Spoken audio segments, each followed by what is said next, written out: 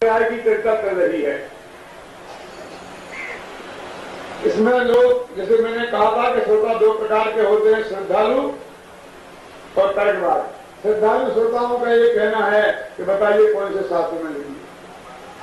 तो मैं कहता हूं आप पूजन पढ़ते हैं ना, चंद्रपुर भगवान की पूजन में एक पंक्ति आती है, भामंडल की दुति जगमगात भवि देखत निज भव साथ साथ।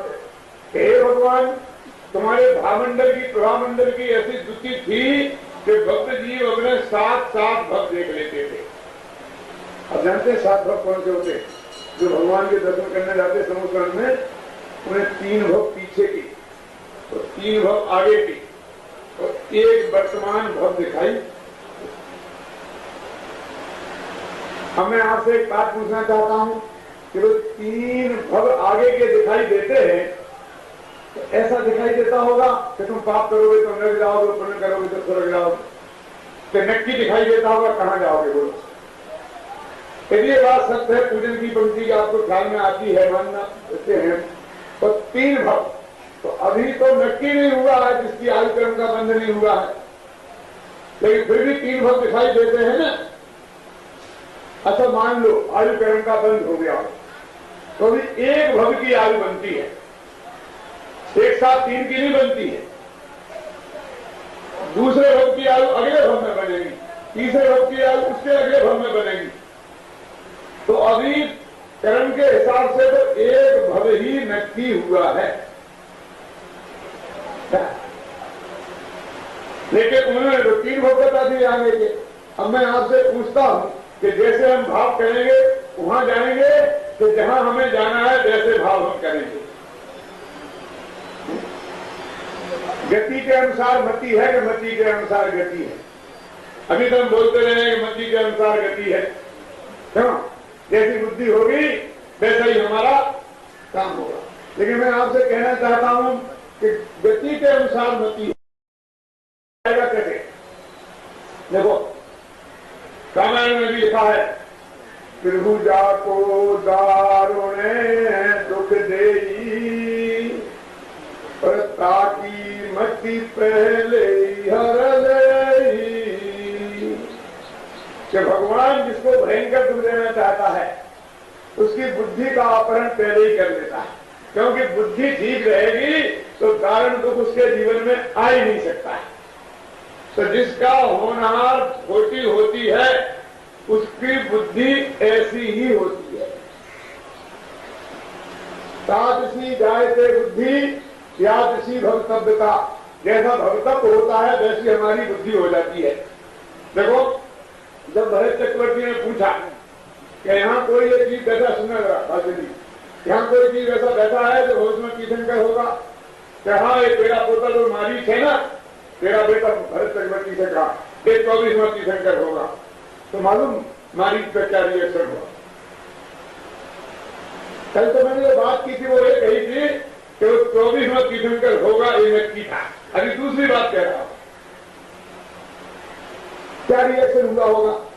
तो ये कल्पना करो कि हम बैठे होते समोसान में और ऋषभदेव ये घोषणा करते कि डॉक्टर हुकुमचंद भारत 24वां तीर्थंकर होगा, तो अपना हालत क्या होता? अपने मन से पूछो। लैपटॉप भी मूवी ठीक कर लेते, लोग देख रहे थे।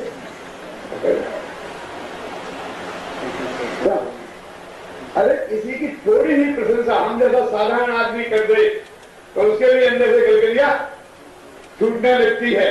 तो तीर्थंकर परमात्मा जैसा जिसको भविष्य का तीर्थंकर घोषित करे,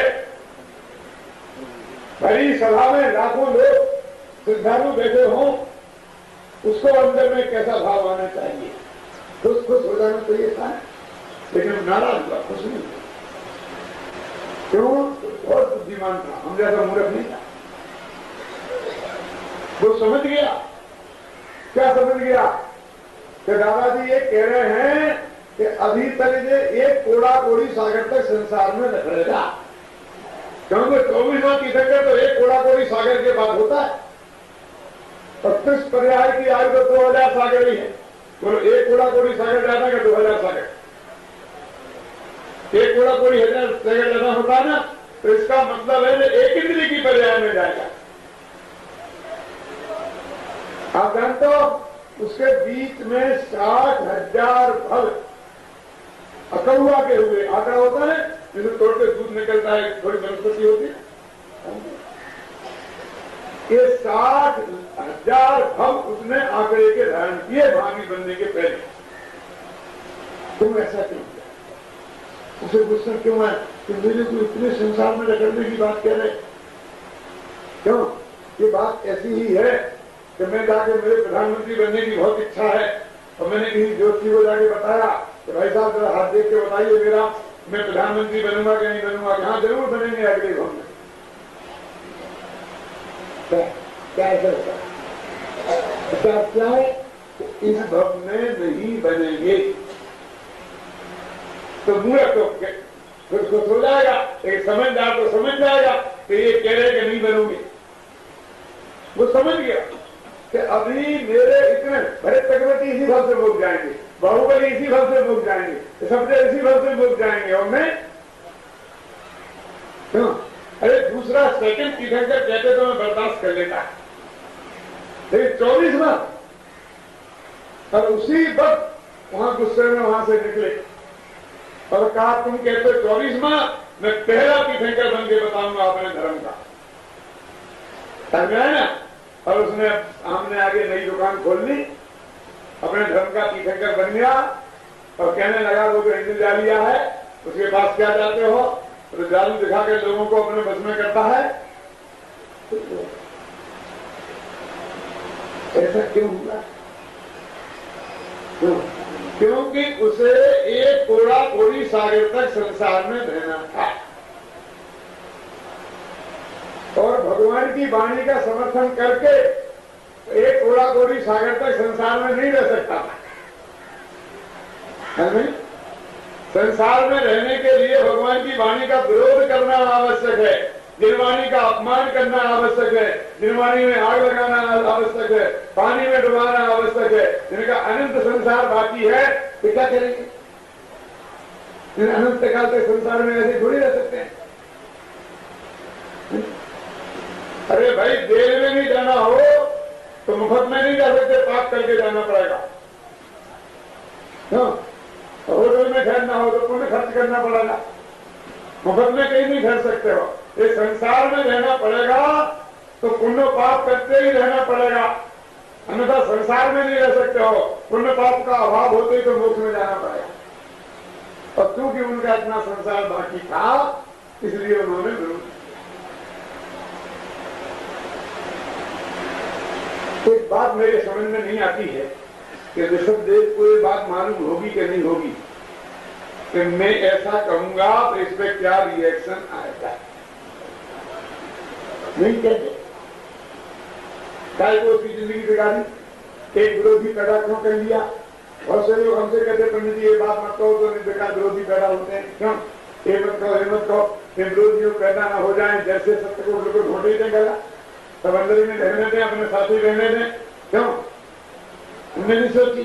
अरे भाई उन्हें तो सब दिख रहा था महावीर तक की पर्याय का। जब उन्होंने महावीर तक की पर्याय की घोषणा की तो उन्हें ये पता नहीं होगा अग्नि पर्याय कहाँ जाएगा, उन्हें ये पता नहीं होगा 1 घंटे बाद क्या होने वाली है, ना सामने नई दुकान खोलने वाली है, नहीं होगा। उन्होंने कहा क्या था? उनकी तो दिव्य ध्वनि में सहज भाव से वो बात आई थी, क्योंकि इच्छा पूर्वक तो तीर्थंकर बोलते ही नहीं, कि तो वितरागी हो गए हैं, राग देश करके तो बोलते ही नहीं है। समझ गया ना? दूसरे शब्दों में सोच समझ के तो बोलते ही नहीं है। सोचना और समझना तो मति ज्ञान में होता है, केवल ज्ञान में तो सारा लोग एक साथ झलक रहा है कि मैं सोचूं फिर बाद में बात करूंगा, ऐसा नहीं होता। तो मैं ये कहता हूं कि जिनकी क्रमबद्ध पर्याय में अभी अनंत काल तक संसार में रहना बाकी है, उनकी समझ में क्रमबद्ध पर्याय किसी कीमत पर आ सकती नहीं, क्योंकि क्रमबद्ध पर्याय समझ में आ जाने पर 2, 5, 10 भव से ज्यादा जीव संसार में रह नहीं सकता, क्योंकि उसका कर्तृत्व का अभिमान टूट जाता है। हूं करूं एज अज्ञानता सटक को भार ज्यों स्वान ताने। श्रीमद रायचंद जी ने एक छंद रखा है, क्या है इसका? हूं करूं एज अज्ञानता, गुजराती का है। मैं करता हूं ऐसा मानना ही अज्ञानता है। हूं करूं एज अज्ञानता सकट को भार ज्यों स्वान ताने। सकट माने गाड़ी का भार, जैसे कुत्ता खींच रहा हो। बात ऐसी है, एक बैलगाड़ी जा रही थी, दो मजबूत बैल से खींच रहे थे और उसके नीचे नीचे कुत्ता जा रहा था। जब 1-8 किलोमीटर चलता गया तो उसे एक भ्रम हो गया कि इस बैलगाड़ी को मैं खींच के ले जा रहा है। तो फिर क्या था, मैं चौड़ा और बाजार से खड़ा हो गया। अभी एक चौराहा आया तो कुत्ते की इच्छा हुई कि इधर को जाए गाड़ी, लेकिन गाड़ी इधर को जाने लगी तो बहुत भौंका, बहुत चिल्लाया, लेकिन किसी ने सुना ही नहीं। कहीं क्या हुआ, मैं जहां ले जाना चाहता हूं वहां नहीं जा रही। तो दौड़ के गया और उसी गाड़ी में के नीचे होकर उसी दिशा में चलने लगा और बोला कोई बात नहीं सर, अभी यहीं चल, लेकिन आगे जब मैं कहूंगा उधर जाना पड़ेगा। क्योंकि उसका जो कर्तृत्व का अभिमान था, उसके नीचे से जमीन खिसक गई थी कि मेरे हिसाब से नहीं चल रही। वो उसको नष्ट नहीं होने देना चाहता था, इसलिए उस गाड़ी के नीचे चलकर ये कहता है क्यों कि मैं गाड़ी चला रहा हूं। तो ये हालत हमारी है। हूं करूं एज अज्ञानता सकट का भार ज्यों स्वान ताने। ये तो उदाहरण है, लेकिन हमारे घर घर में हम रोजाना उदाहरण ऐसे देख सकते हैं। बेटे की बहुत प्रशंसा कर रहे थे पिताजी साहब, बेटी साहब, हमारा बेटा ऐसा है, ऐसा आज्ञाकारी है, मेरे पूछे बिना तो एक कदम नहीं रखता है, पानी भी पूछ के पीता है। बहुत प्रशंसा कर रहे थे। हमने कहा ठीक है, बहुत हो गई।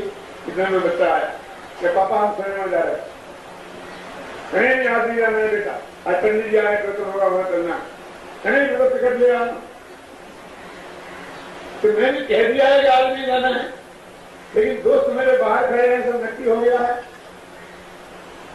मैं आपसे आज्ञा लेने नहीं आया हूं, ओनली इंफॉर्मेशन देने के लिए आया हूं, सिर्फ समाचार देने के लिए, क्योंकि आप मेरे को कहीं खोजते ना थे। मैं जा रहा हूं। अब घबराए पिताजी, पंडित जी सामने सारी इज्जत गई। बोले दादा आज तो चला जा, कैसे मेरे पूछे ना मत मिल जाना। अच्छा चला गया। बोले पंडित जी देखा ना, तब तक मैंने आज्ञा नहीं दी, तब तक नहीं गया। मैंने सब देखा, अब व्याख्या करने की जरूरत नहीं। ऐसे ही हमारी सबकी हालत है। हमारी इच्छा के अनुसार कुछ नहीं होता, समझना। पर हम मान के ऐसा बैठे हैं कि सब कुछ हम ही करते हैं।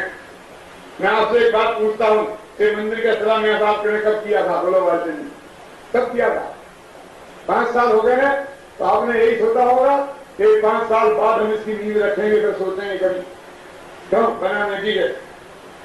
सच बोलो, यदि आपका किया होता तो अभी तक ये खड़ा हो गया होता। लेकिन जब खड़ा हो जाएगा तब तो पंडित जी आप मानोगे कि हमने किया है, कि जब इसे खड़ा होने का काल पकेगा तब ये होगा। तो भगवान महावीर के ज्ञान में आया होगा, आदि आपके ज्ञान में भी आ गया होगा कि एक जब बन के तैयार। तो कर्तृत्व का अभिमान एक ऐसी चीज है कि जो इसको,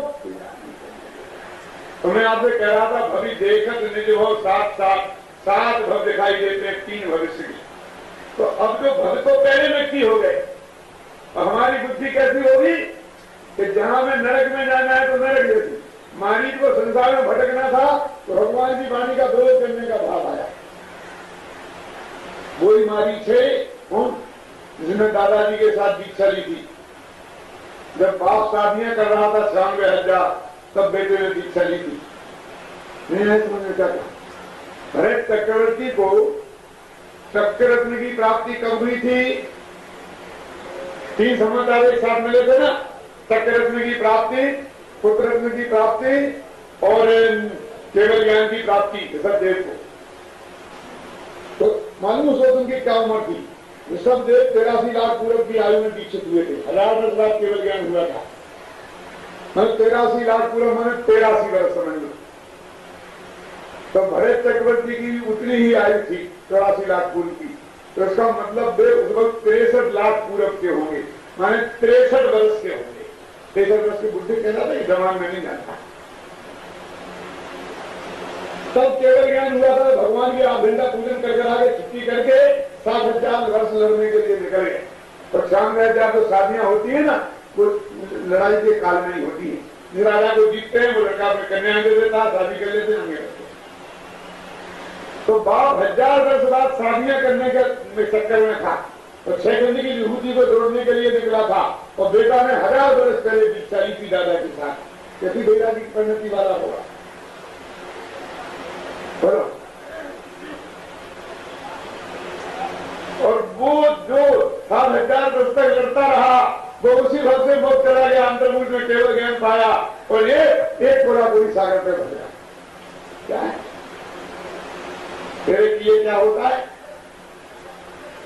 अगर यही तो है, तेरे मन कछु और है, विधना दे कछु और। तू कुछ सोचता है और किरमत में जो होना है होता वही है। दोनों को दिखाना। बहुत से लोग हमारे जैनियों में ऐसा कहते हैं। जब मैं ये कहता हूं तो उनके यहाँ तो खुदा करता है, उनके यहाँ ईश्वर करता है। अपने यहाँ कौन करे? अपना तो कोई करता है ही। क्यों? मेरा कोई 22 वर्ष की उम्र में अपेंडिक्स का ऑपरेशन हुआ था। भाग्य से उसी सप्ताह में हमारे यहाँ 2 बड़े बड़े सेठ थे। एक सौगानी करमलाल और एक चौधरी थे। उन दोनों के ऑपरेशन भी हुए थे बड़े बड़े अस्पतालों में। हुए थे। तीनों जने हम लौट के आए। तो 15 दिन बाद मंदिर में तीनों जने मिले। तो वो बोले, एक दिन मंदिर में भगवान आदिनाथ की बेटी विराजमान थी। तो बोले, पंडित जी आदिनाथ बाबा ने मेरे को बचा दिया। दूसरे में चंद्रपुर भगवान की मूर्ति विराजमान की थी। अभी भी आज भी है दोनों मूर्ति, दोनों बेटियां। बोले चंद्रपुर भगवान ने बचा लिया। तो मैंने कहा कि साहब मैं कैसे बचने के आ गया, मेरी समझ में नहीं आया। क्योंकि ना तो मेरे पास चंदा प्रभु थे,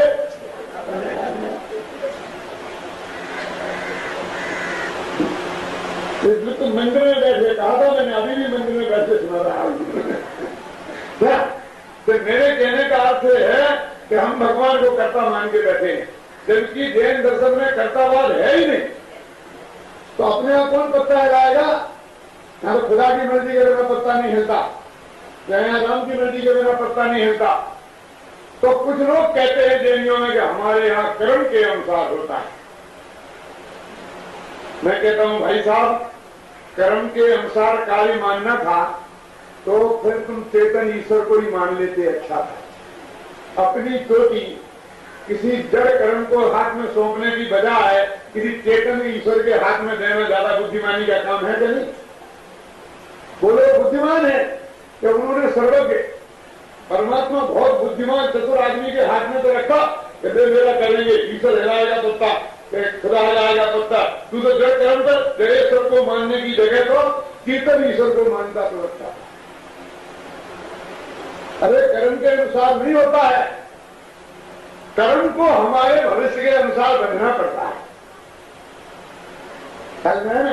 हमारी जैसी गति नक्की है वैसा आयु कर्म को बनना होगा और वैसे ही हमारे परिणाम होंगे। बात ऐसी है। देखो एक बात मैं बताऊं, कर्म के हिसाब से कैसे सिद्ध नहीं होता है। कर्म के तो संसारी जीवों के ही होते, सिद्धों के तो होते नहीं। और परिणमन तो उनमें भी होता कि नहीं होता। यदि कर्मों के अनुसार परिणमन होता तो सिद्धों का परिणमन खत्म हो जाना चाहिए। अच्छा, कर्म तो जीव ही के होते हैं, पुद्गल के नहीं, धर्म देव के नहीं, अधर्म देव के नहीं, आकाश के नहीं, काल के नहीं, हिंदू मार का तो कोई कर्म है नहीं। उसका उदय आएगा तो ये जल जाएगा, क्यों नहीं है?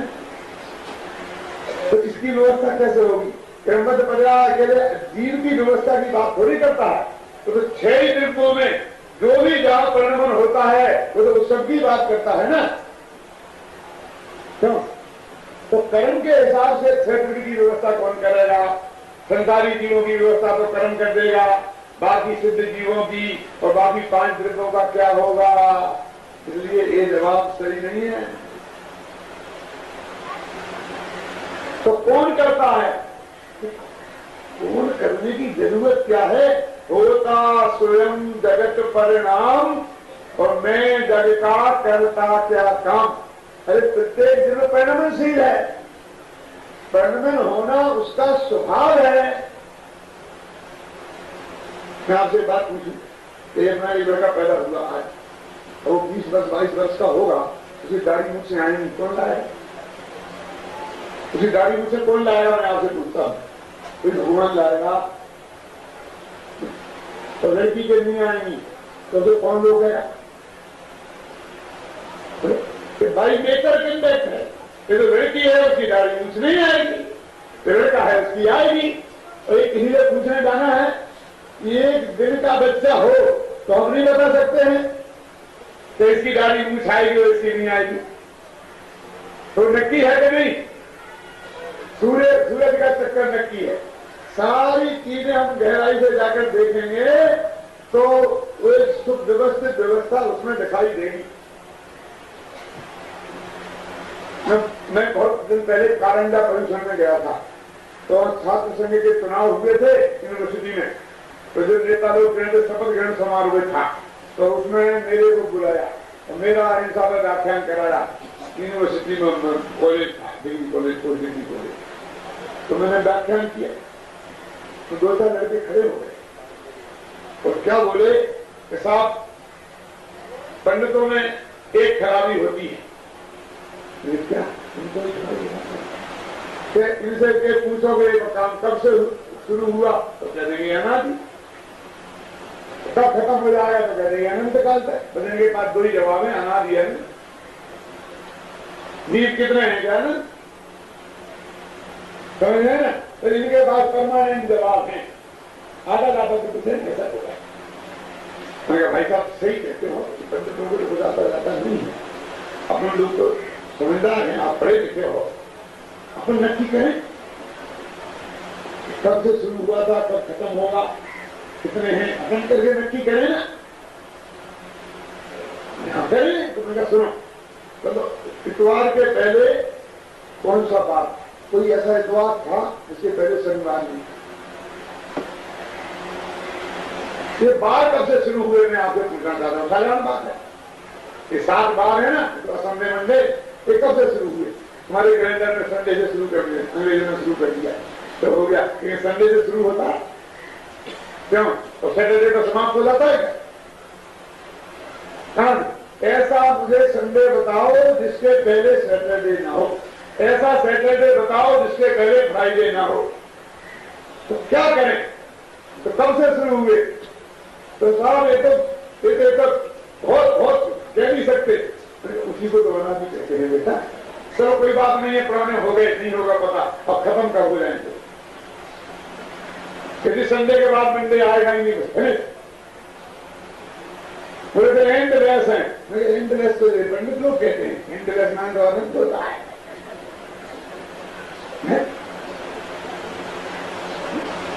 मैंने कहा जीव अनंत होते हैं। मैंने एक पानी में छने वैज्ञानिकों ने देख देख के बताया कि कितने जो होते हैं, क्या बोलते हैं, वायरस कितने होते, बताते हैं कि नहीं बताते हैं? तो वे भी तो एंडलेस हो जाते हैं ना, कौन सी गिनती करते हैं? तो मैंने कहा भाई साहब गहराई में जाओगे तो आप भी इसी निष्कर्ष पर पहुंचोगे।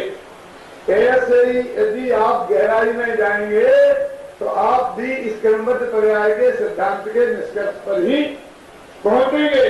कोई दूसरा कोई उपाय नहीं है, रास्ता नहीं है। तो मैं आपसे कह रहा था पूजन में लिखा है क्या? भवि देखत निज भव साथ साथ, तो 3 भव आगे के, 3 भव पीछे के और 1 वर्तमान के। इसमें कुछ लोग ऐसे होते हैं कि जिन्हें 4 भव दिखते हैं, कुछ ऐसे होते हैं जिन्हें 5 दिखते हैं, कुछ ऐसे होते हैं जिन्हें 6 दिखते हैं और कुछ ऐसे होते हैं जिन्हें 7 दिखते हैं। बोलो अच्छे कौन? 7 दिखने वाले, 4 दिखने वाले या 5 दिखने वाले? मालूम भगवान महावीर के समोसरण में गौतम गंधर को 4 दिखते थे, राजा सैनिक को 6 दिखते थे। समझ में है ना?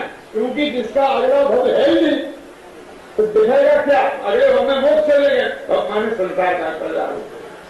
तो पिछले 3 एक वर्तमान का दिखता था गौतम स्वामी को, राजा सैनिक को 3 पिछले, 1 वर्तमान का और 1 मर के नरक गए वो, और 1 उसके बाद तीर्थंकर होंगे। क्यों? हम तुम जैसे होंगे भगवान के साथ क्या? हमारे कितना दिखते होंगे? तो मेरे कहने का भाई साहब, ये भविष्य की चीजें जो हमारे ज्ञान में झलकती हैं, ये बताती हैं कि सब कुछ सुनिश्चित है। और इसमें हम शंका करने जाएंगे तो हम अपने सारे शास्त्रों पर क्रॉस लगाना पड़ेगा। इसलिए भाई गंभीरता से विचार करो और इस निर्णय पर पहुंचो कि ये सब कुछ व्यवस्थित है, सुनिश्चित है। उससे आपकी बुद्धि को शांति मिलेगी, कर्तृत्व का अभिमान टूटेगा, कर्तृत्व के भार से मुक्ति मिलेगी और अनंत सुख शांति की प्राप्ति होगी।